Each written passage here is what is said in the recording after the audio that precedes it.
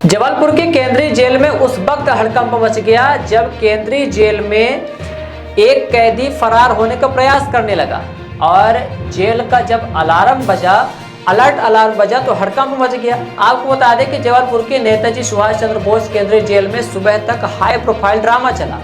Jail अधीक्षक से लेकर अन्य अधिकारी और कर्मचारी भी इस नाटक को लेकर रात भर परेशान रहे।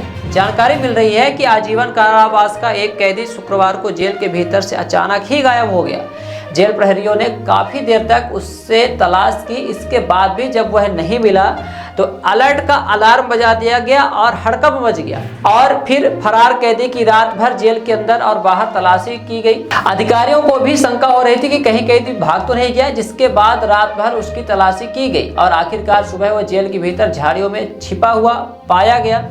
तब जाकर जेल प्रशासन ने राहत की सांस ली। जेल अधिकारियों ने भी माना कि कैदी फरार होने की जुगत में था, लेकिन जब सफल नहीं हुआ तो वह झाड़ियों में रात गुजारा, झाड़ियों के पास छिपकर। जानकारी मुताबिक कटनी जिले के कैमूर का रहने वाला आजीवन कारावास की सजा काट रहा कैदी रमेश कोल, जिसे 2014 में धारा 363, 366, 376 और पॉक्सो के अपराध में सजा काट रहा है।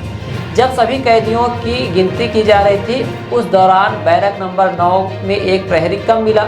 जेल प्रहरियों ने बार बार गिनती की तो पता चला कि रमेश नाम का कैदी बैरक में नहीं है। जानकारी जैसे ही जेल के वरिष्ठ अधिकारियों को लगी तो सभी के होश उड़ गए। ऐसा लगने लगा कि कहीं कैदी रमेश जेल से फरार तो नहीं हो गया, परंतु जेल का अलार्म बजाया गया। जेल के वरिष्ठ अधिकारी सहित अन्य अधिकारी भी मौके पर पहुंच गए और फिर सभी ने जेल का कोना कोना छान मारा। रात भर तलाश करने के बाद सुबह झाड़ियों में कैदी मिलने के बाद जेल प्रशासन ने राहत की सांस ली।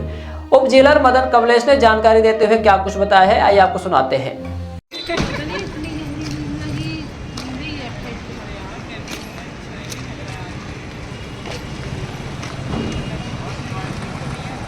कल एक आरोपी निकल गया था जेल से, क्या घटनाक्रम है पूरा?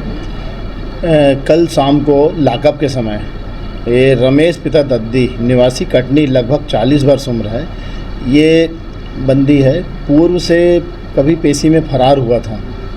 इसको यहाँ भी निगरानी में रखा जाता था और निगरानी में रखा गया और ये अपने सेक्टर से निकल के नई जेल चला गया दूसरे स्थान पे एवं वहाँ पे जाके छिप गया था।